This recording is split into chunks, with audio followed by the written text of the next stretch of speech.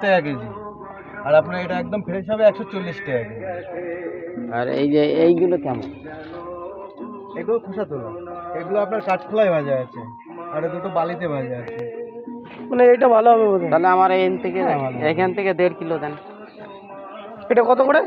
ওটা আপনার 140 টাকা কেজি। 140 ওটা ফ্রেশ হবে। 1.5 কিলো মতো। ওইন্দ্রিলার স্পেশাল ছোলার ছাত্র